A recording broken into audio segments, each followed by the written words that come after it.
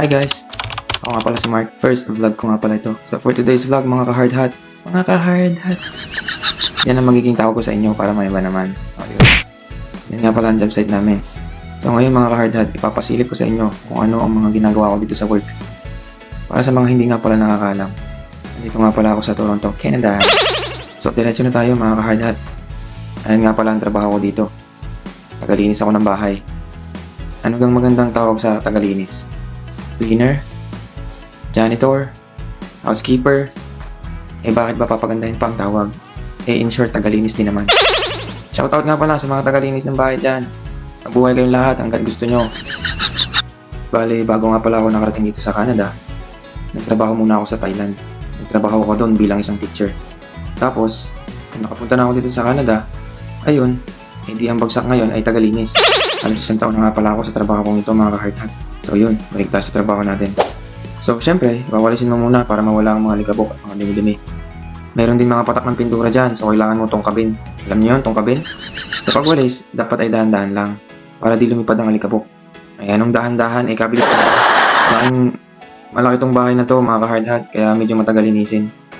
At itong papakita ko sa inyo, parte lang to ng paglilinis namin, hindi pa to yung buong proseso ng paglilinis. Meron naman akong katulong dito sa paglilinis, dalawa kami. Bale, brand new house nga pala itong nililinis namin.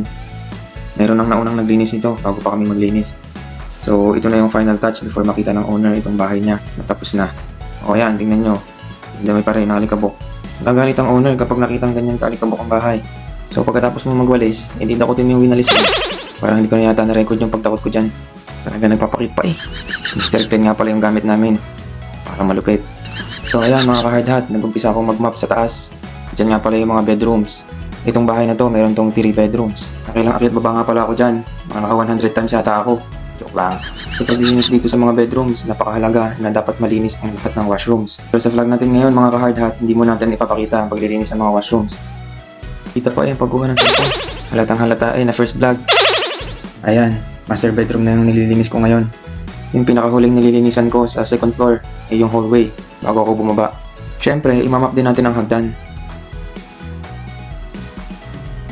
So ngayon mga ka-hard hat, nandito na tayo sa main floor. Uunahin natin yung kitchen area. Pansin ko lang, bakit lagi ako nakatalikod sa video? Ayun, pwede naman pala humarap eh. Nakakatawa palang tingnan yung sarili ko nagmamap ng mabilis.